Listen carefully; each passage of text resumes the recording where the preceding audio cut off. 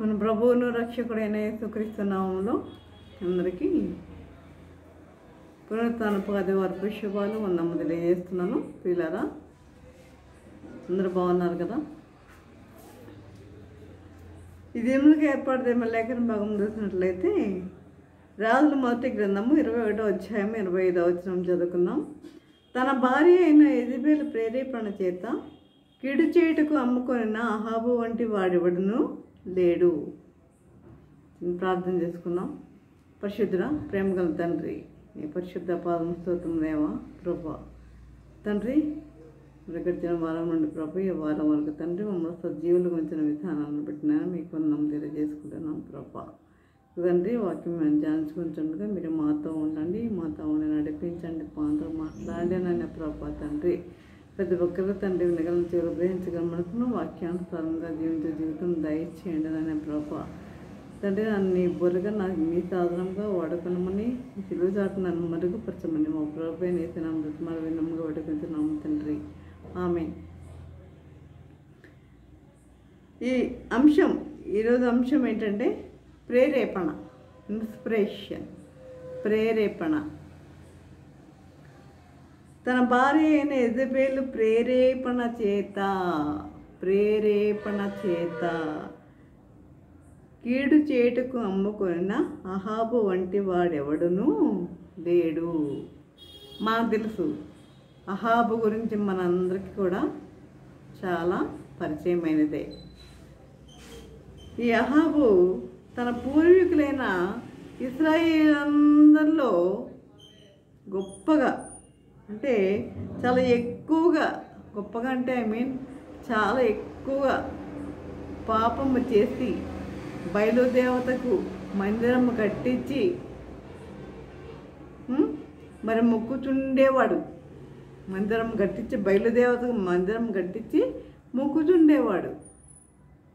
అదేవిధంగా మరి యెజబెలు ఎవరంటే ఒక అన్యురాలు. యెజబెలు ఒక అన్యురాలు, విగ్రహారాధికురాలు. అలాంటి ఆమెను ఈ అహాబు వివాహము చేసుకొని మరి యొక్క బయలుదేవత పూజకు ఈయన ప్రోత్సహించినట్లుగా కూడా మనకి బైబిల్ గ్రంథంలో మనకి తెలుస్తుంది. ప్రోత్సహించినట్లు ఆమె కూడా విగ్రహారాధికురాలే. ఈయన కూడా ఆమెతో పాటు మరి బయలుదేవతకు మరి పూజించినట్లుగా మనము చూస్తున్నాం. కాబట్టి ప్రియులారా, ఇక్కడ చూసినట్లయితే ఏంటంటే అక్కడ నాబోతు అనే ఒక వ్యక్తిని మనం చూస్తాం. నాబోతుకి ఒక ద్రాక్ష తోట అనేది ఉండేది. నాబోతుకు ద్రాక్ష తోట ఉంది. అయితే ఈ రాజుగారికి అన్నిటి మీద అధికారం ఉంటుంది కదా. మరి ఆ పేదవాని యొక్క ద్రాక్ష తోటే కావాల్సి వచ్చిందా ఈ రాజుగారికి? ఆ యొక్క ద్రాక్ష తోట నాకు అమ్మమ్మని ఆ నాబోతుని అడిగాడు. అడిగితే నా పిత్రార్జితమైన ద్రాక్ష తోటను నేను అమ్మను అని ఖండితంగా నాబోతు చెప్పినట్లుగా మనం చూస్తాం. చూడండి, ఎవరు కూడా పిత్రార్జితమైన హక్కులను విడిచిపెట్టడానికి ఒప్పుకోరు. స్థిరాస్తులు కావచ్చు, ఇళ్ళు కావచ్చు, పొలాలు కావచ్చు, ఇవి కూడా వారు అమ్మడానికి ఇష్టపడరు. అదేవిధంగా నాబోతు కూడా నేను అమ్మనని చెప్పాడు. అయితే ఈ నాబోతు ఇక అహాబు ఏం చేశాడు? మరి అమ్మనని అన్నాడని మూతి ముడుచుకుని వెళ్ళి భోజనం చేయకుండా, స్నానం చేయకుండా, భోజనం చేయకుండా మరి అలిగి మరి మంచం మీద పరున్నాడు. ఎవరితో మాట్లాడకుండా మంచం మీద పరుండినట్లుగా మనము చూస్తున్నాం. ఇందులో భార్య అయిన యెజబెలు వచ్చింది. ఇక్కడ అసలు యెజబెలు రావడం జరిగింది. వచ్చి ఏంటి సంగతి, ఏంటి అంత విచారంగా ఉన్నామని అడిగినప్పుడు ఏమంటున్నాడు? ఇక నాకు ద్రాక్ష తోట అమ్మనని చెప్పినప్పుడు నాకు అమ్మని అన్నాడని నాబోతు ఇట్లా చెప్పాడని ఈ విషయం తెలుసుకొని ఏం చేసింది? నీకెందుకు, నీకు ఇప్పిస్తాను కదా, ఆ ద్రాక్షతోట నేను నీకు ఇప్పిస్తాను కదా. చూడండి ఎంత ధైర్యంగా మాట్లాడుతుందో. నేను నీకు ఇప్పిస్తాను కదా ద్రాక్ష తోట, నువ్వెందుకు బాధపడుతున్నావు, ఎందుకు చింతపడుతున్నావు ఎందుకు అన్నట్లుగా మాట్లాడుతుంది ఈ యొక్క యెజబేలు. ఏం చేసింది తర్వాత మరి ఆమెలో అసలు ఎంత కపటం ఉంది చూడండి. ఎంత కపటము, మోసము, ద్వేషము ఎంత ఉంచుకొని ఆమె ఏం చేసింది, ఈ యొక్క పనికిమాలిన వాళ్ళతో అబద్ధ సాక్ష్యాలు నాబోతు మీద చెప్పించి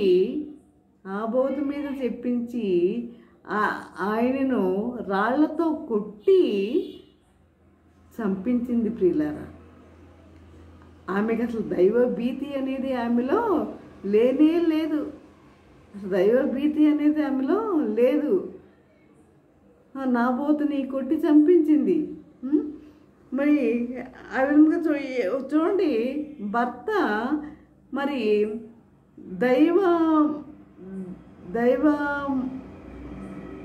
వాక్య విరుద్ధంగా దైవవాక్య విరుద్ధంగా మాట్లాడినప్పుడు మరి భక్తురాలైన ఒక స్త్రీ భార్య ఏం చేయాలి, ఒక భక్తురాలైన స్త్రీ అయితే ఏం చేయాలి అంటే అది వద్దు, అలా చేయకూడదు అని చెప్పేదానిలా ఉండాలి. కానీ ఇక్కడ యెజబేలు అలా లేదు. ఆమెలో దైవభీతి అనేది లేదు. అహాబులు అంతకన్నా కూడా లేనట్లుగా ఇక్కడ మనము గమనిస్తున్నాం ఇక్కడ. కాబట్టి ఇక్కడ ఏమనుకుంది, హత్య చేయడానికి ప్రేరేపించింది. రాజు కదా, రాజుకు తిరిగేముంది అనుకుంది. రాజు కదా, అహాబు రాజు కదా, రాజుకు తిరిగేముంది, ఎవరినైనా చంపించవచ్చు అని ఆమె అనుకుంది. కానీ పైన దేవుడున్నాడన్న విషయం, ప్రతి విషయాన్ని గమనిస్తున్నాడన్న విషయాన్ని ఆమె గ్రహించలేకపోయింది ప్రియులారా. ఆమె గ్రహించలేకపోయింది. పైన ఒక దేవుడు ఉన్నాడు, మనం చేసే ప్రతి కార్యము ఆయన చూస్తున్నాడు అన్న విషయాన్ని ఆమె గమనించలేకపోయింది. చూడండి, యెషయా గ్రంథము 65వ అధ్యాయం 6వ వచనం చూసినట్లయితే, నా ఎదుటగా గ్రంథములో అది వ్రాయబడి ఉన్నది. నా ఎదుట గ్రంథములో అది వ్రాయబడి ఉన్నది. ఆమె చేసిన కార్యము ఆయన యొక్క గ్రంథములో రాయబడి ఉన్నది. ఆమె కాదు, మనము కూడా ఏ పని చేసినా కూడా మన పనులన్నీ కూడా ఆయన యొక్క గ్రంథంలో రాయబడి ఉంటాయి ప్రియులారా. అది ప్రతి ఒక్కరు కూడా గ్రహించేవారిగా ఉండాలి. ఒక యెజబేలు చేసిన పని కాదు, అందరూ ప్రతి ఒక్కరు చేసిన కార్యాలు కూడా ఆయన యొక్క గ్రంథంలో లిఖించబడి ఉంటాయి, రాయబడి ఉన్నది. ప్రతీకారం చేయక నేను మౌనంగా ఉండను. ఆమె చేసిన కార్యానికి ప్రతీకారం చేయకుండా నేను మౌనముగా ఉండను. నేను చూస్తూ ఊరుకోను సుమా, నేను చూస్తూ ఊరుకోను. ఆమె అలా చేసింది కదా, నేను అలా చూస్తూ ఊరుకుంటాను అనుకుంటున్నారా? నేను చూస్తూ ఊరుకోను. ప్రతీకారం చేయకుండా నేను మౌనముగా ఉండను. నిత్యముగా వారు అనుభవించినట్లు వారికి ప్రతీకారం చేస్తాను. నిశ్చయముగా వారు అనుభవించినట్లు వారికి ప్రతీకారం నేను చేసేదను అంటున్నాడు. చూసారు 65వ అధ్యాయం, యెషయా గ్రంథం 65వ అధ్యాయం 6వ వచనంలో. కనుక ఆమె దుర్మార్గతకు ఆమెకి ఏమైంది, ఆమెకు మరణం పొందింది. ఆమె యొక్క కుక్కలు వచ్చి ఆమె శరీరాన్ని తిన్నాయి. గురి చూడక ఎగురు బాణం వచ్చి అహాబుని ఏం చేసింది, చంపింది. భార్య భర్తలిద్దరూ చెడుతనమును జరిగించడం వలన దేవుని ఆగ్రహమునకు గురి అయి ప్రాణాలు కోల్పోయారు. దీనివల్ల భార్యాభర్తలిద్దరూ చెడుతనమును జరిగించటం వలన ఎలా ఉన్నాయి మన కుటుంబాలు, ఎలా ఉన్నాయి, భార్యాభర్తలు ఏ విధంగా జీవిస్తున్నారు, దేవుని యందు భయభక్తులు కలిగి జీవించే వారిగా ఉన్నారా? భయపడుతున్నారా దేవునికి? ఒక్కడి గుర్తుపెట్టుకోండి.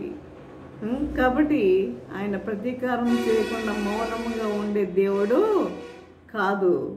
కనుక భార్యాభర్తలిద్దరు చెడుతనము జరిగించడం వలన దేవుని ఆగ్రహంను గురి అయి ప్రాణాలు కోల్పోయారు. ప్రియులారా, ఇక చూసినట్లయితే చూడండి, అపోస్తల కార్యములు 5వ అధ్యాయంలో చూసినట్లయితే మనం ఇక్కడ అన్నయ్య సప్పిరాలను మనం చూస్తాం. అన్నయ్య సప్పిరాలను అబద్ధం చెప్పడానికి ఇద్దరు అంగీకరించారు. అబద్ధం చెప్పడానికి ఇద్దరు కూడా అంగీకరించారు. కనీసం ఒక్కరికి కూడా పైనుండి దేవుడు చూస్తున్నాడు అన్న విషయం ఒక్కరికి కూడా లేదు. పైనుండి దేవుడు వింటున్నాడు, మనం చేసే పని చూస్తున్నాడు అన్న విషయము ఒక్కరికి కూడా అనిపించలేదు, లేకపోయింది. పేతుర్ని మోసగించగలము అనుకున్నారు కానీ, పేతురే కదా, పేతుర్ని మోసగిస్తాం అనుకున్నారు కానీ దేవుణ్ణి మోసగించలేము. పేతుర్ని మోసగించేస్తాం అనుకున్నారు కానీ దేవుణ్ణి మనము మోసగించలేమండి. ప్రతి విషయాన్ని ఆయన చూస్తూ ఉంటాడు. కాబట్టి అదే సత్యం వారికి కనుమరుగైంది. భర్త తప్పు చేస్తుంటే భార్య దాన్ని అడ్డగించే దానిలా ఉండాలి. భర్త తప్పు చేస్తుంటే ఏం చేయాలి? భార్య అడ్డగించాలి. వద్దు, చెయ్యొద్దు అని చెప్పే దానిలా ఉండాలి భార్య. భార్య తప్పు చేస్తుంటే భర్త అడ్డగించే వానిలా ఉండాలి. ఈ విధముగా ఉన్నారా? మన జీవితాలు ఈ విధముగా ఉన్నాయా? కనుక మరి అదే విధంగా చూడండి, పిలాతు భార్య కూడా ఆ నీతిమంతుని జోలికి వెళ్ళొద్దు అంది. యేసుక్రీస్తు వారిని మరి పిలాతు దగ్గర తీర్పు తీర్చే సమయంలో ఆ నీతిమంతుని జోలికి వెళ్ళవద్దు అంది కదా. మరి అయితే ఇతడి భార్యాభర్తలు ఇద్దరు ఒకరితో ఒకరు సమ్మతించి ఉద్దేశించి, అంటే ముందే వీళ్ళిద్దరు ఏం చేశారు? ముందే రిహార్సల్స్ చేసుకున్నారు. ఎవరు? ఈ అననీయ సప్పీరాలు ముందే రిహార్సల్స్ వేసేసుకుని వెళ్ళి పేతురు దగ్గర దొరికిపోయారు. కాబట్టి దైవజనుడిని మోసగించే ప్రయత్నించి వాళ్ళు ఏమైపోయారు? ప్రాణాలు కోల్పోయారు. దైవజనుడిని మోసగించే ప్రయత్నించారు వాళ్ళు, కానీ ప్రాణాలు కోల్పోయారు. ఎందువలన? వారి యొక్క బుద్ధి, వారి యొక్క చెడుతనము అదంతా కూడా పైనున్న దేవుడు వింటున్నాడు గనక, చూస్తున్నాడు గనక వారు కూడా ప్రాణాలు కోల్పోయినట్లుగా మనం చూస్తున్నాము. అదే చూడండి, ఇక్కడ మరి ఆదికాండంలోకి వచ్చినట్లయితే ఆదాము హవ్వల గురించి తెలిసిన విషయమే. ఆదాము హవ్వల్ని పండు తినవద్దని దేవుడు ఆదాముకి ఆజ్ఞాపించాడు కదా. పండు తినవద్దని దేవుడు ఆదాముకి ఆజ్ఞాపించాడు. అయితే సాతాను ఏం చేసింది? హవ్వను పట్టుకుంది. అంటే తొందరగా స్త్రీలు దేనికంటే అట్రాక్ట్ అయిపోతారు. కాబట్టి స్త్రీని పట్టుకుంది. తినమని ఇచ్చినప్పుడు ఏం చేసింది? తిని ఈమె ఏం చేసింది? తీసుకొచ్చి భర్తకు కూడా ఇచ్చింది. భర్తకి ఇచ్చినప్పుడు భర్త ఏమని చెప్పాలి? దేవుడు తినవద్దన్నాడు కదా, ఈ పండు ఎందుకు తినాలి మనము? ఎందుకు తీసుకొచ్చావు? ఎందుకు తిన్నావు అన్న మాట ఆదాము కూడా ఇక్కడ ప్రశ్నించినట్లుగా మనకి కనబడలేదు. కాబట్టి దేవుడు అడిగినప్పుడు పశ్చాత్తాపడి, మీరు ఎక్కడున్నారు? ఆదామ్మ నీవెక్కడా అని అన్నప్పుడు, ఎప్పుడు ప్రతిరోజు ఆదామ్మ ఎక్కడా అన్నప్పుడు పరిగెత్తుకుంటూ వచ్చి మాట్లాడేవారు. ఇప్పుడు వారు మహిమ శరీరంతో వారు ఉన్నారు.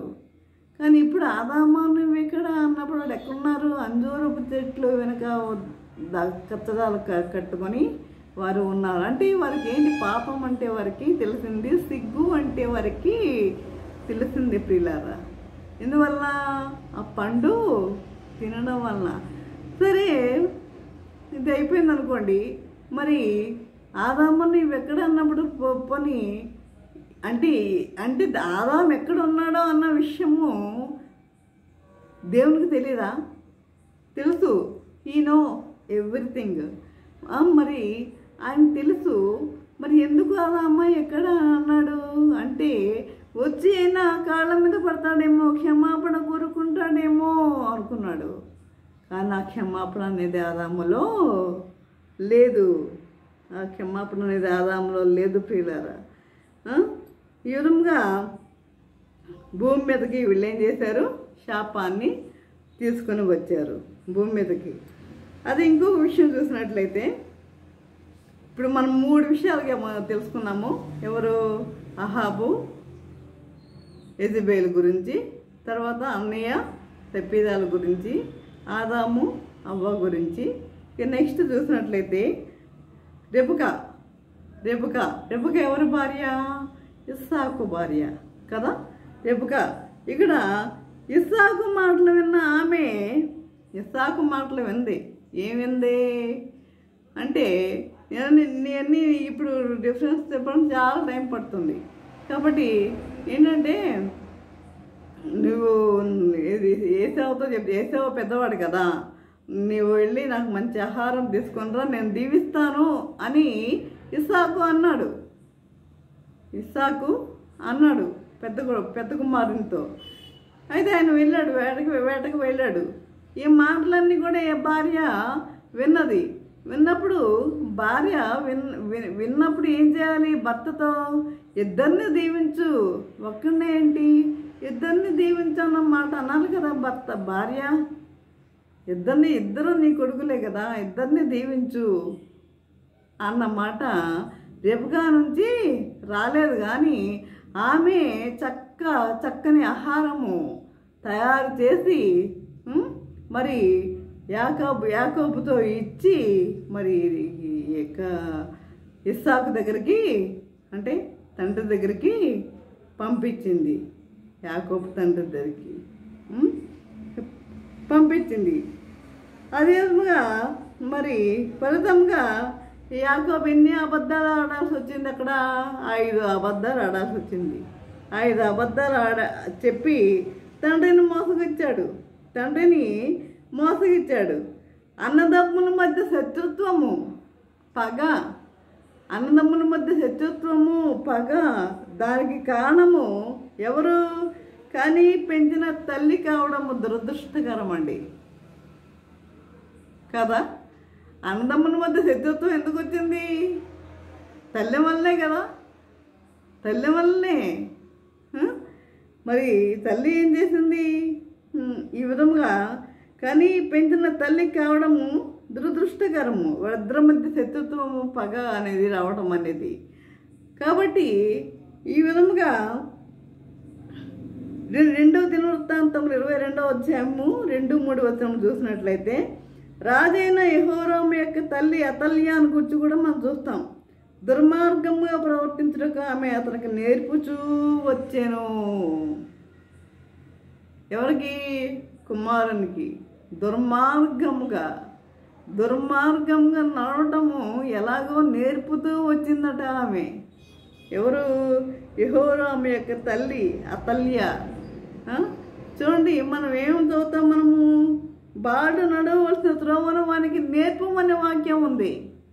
బాడు నడవలసిన త్రోవను వానికి నేర్పము అని ఉంటే ఇక్కడ ఏం చేస్తుంది? ఈమె కుమారునికి దుర్మార్గంగా ఎలా ప్రవర్తించాలా అని కుమారునికి నేర్పుతుంది ప్రియులారా.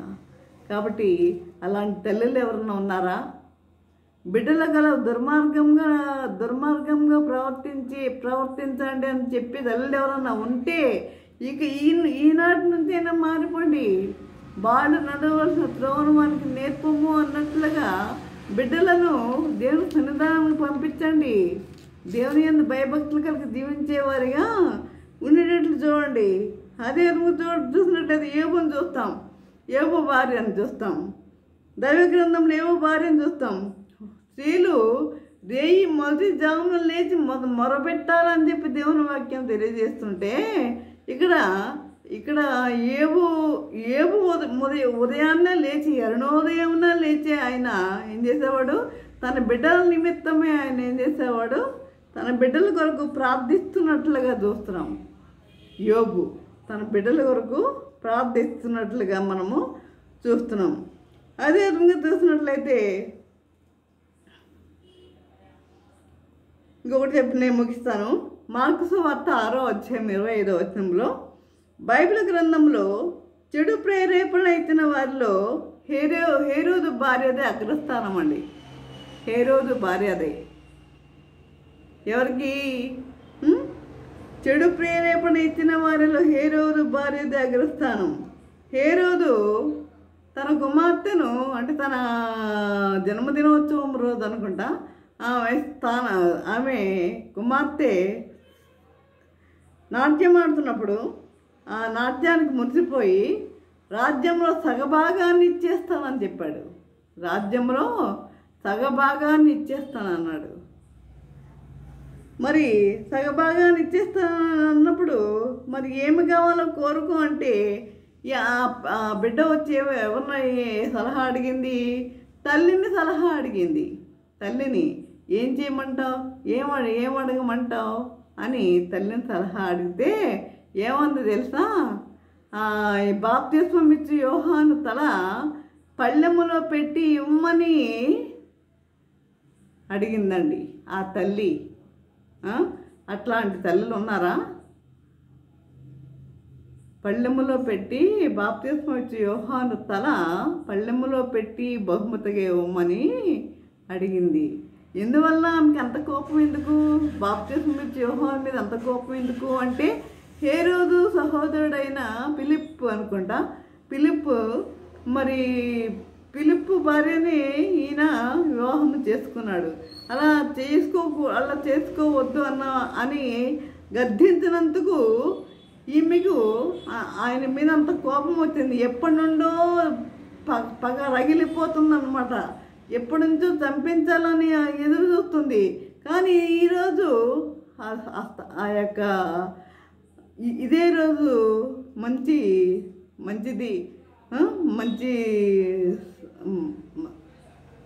మంచిగా మనకి సరిపోతుంది, అడగచ్చు అనుకుని అతన్ని చంపించవచ్చు అనుకుని ఏం చేసింది? ఆ బిడ్డను అడిగినప్పుడు ఆ యొక్క బాప్తిస్మం ఇచ్చి యోహాను తలని పళ్ళెములో పెట్టి ఇమ్మని అడిగింది. ఎందుకు? ఆ బాప్తిస్మం ఇచ్చి యోహాను గద్దించినందుకు ఆ విధంగా అడిగినట్లుగా మనం చూస్తున్నాము. చూడండి, రాజ్యాన్ని కోరుకుంటే ఒకవేళ అమ్మాయి తండ్రి ఏమన్నాడు? రాజ్యాన్ని ఇస్తా అన్నాడు. ఒక రాజ్యాన్ని కోరుకుంటే బిడ్డ రాణి అయ్యేది కదా. అదేవిధంగా అసలు ఆ దృశ్యం ఎట్లా ఉందంటే, రక్తంతో పళ్ళెము నిండా పిల్ల ఎలా అందుకుందో కానీ ఆ తల్లి మాత్రము అది ఎంత సంతోషించిందో ఆ యొక్క పళ్ళెములో ఉన్న బాప్తిస్మం స్థలాన్ని చూసి ఆమె ఎంత సంతోషించిందోనండి. ఆమె ఎంత దుర్మార్గురాలో చూసారా? అదేవిధంగా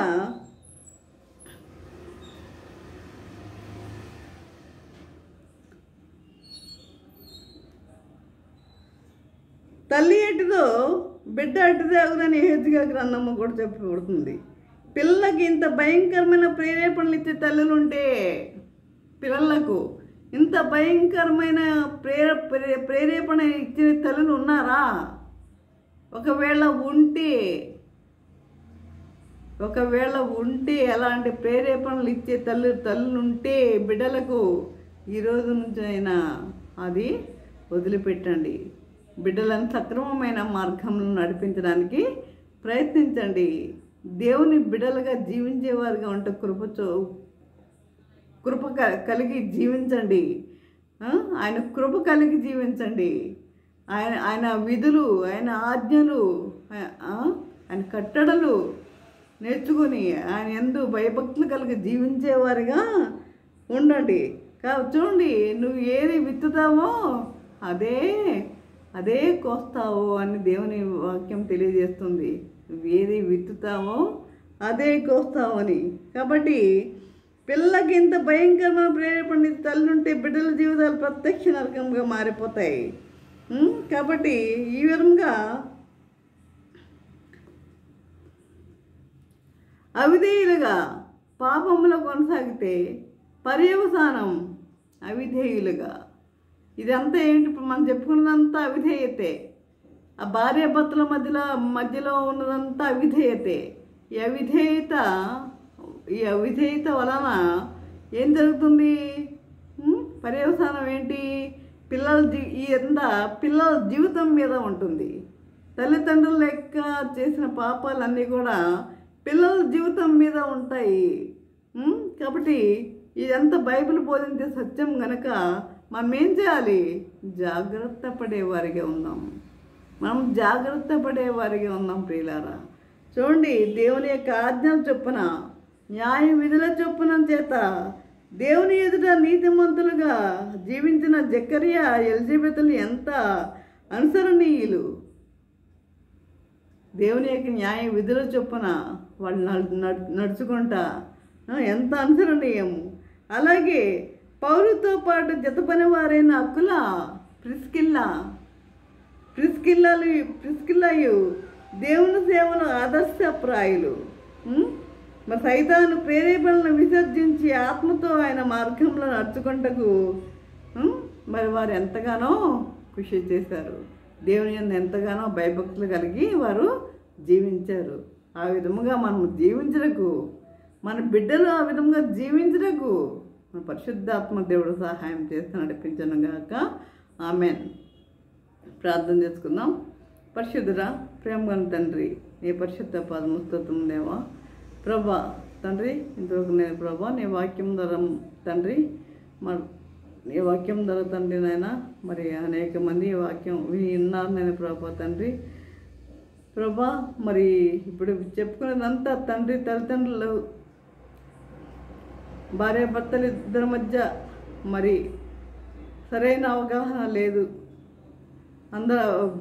వారందరూ తల్లిదండ్రులు అవిధేయులుగా జీవించారు. బిడ్డలను కూడా అలాంటి జీవితాన్ని జీవించేటట్లుగా చేసిన మరి అతల్యాన్ని కూడా మేము చూస్తున్నాం తండ్రి ప్రభా. మరి దుర్మార్గంగా నడిచేటట్లుగా ఆమె మరి ఆ బిడ్డను మరి మార్చినట్లుగా కూడా మేము చూస్తున్నాం నాయన ప్రభా. ఆ విధంగా ఉండకుండా ప్రభా, వాడు నడవలసిన త్రోవను వానికి నేర్పము అని చెప్పినట్లుగా తండ్రి ప్రభా, నీ యందు భయభక్తులు కలిగి జీవించే వారిగా ఉంటకు నీ కృప అనుగ్రహించండి ప్రభా. నీ యందు భయభక్తులు కలిగి జీవించే వారిగా ఉంటకు నీ కృప అనుగ్రహించమని మా ప్రభా నేసే నామమున ప్రతిమాలు వినమ్గా వేడుకొంచున్నాము తండ్రి. ఆమెన్. తండ్రి అయిన దేవుని ప్రేమయు, కుమారుడైన క్రీస్తు కృపయు, పరిశుద్ధాత్మక సహవాసము సకల దేవుళ్ళ సదాకాలము ప్రభా తండ్రి. ఎంతమంది అయితే ప్రభా వాక్యం విని ప్రతి ఒక్కరికి తోడే నిలిచేయను గాక. Amen, amen, amen.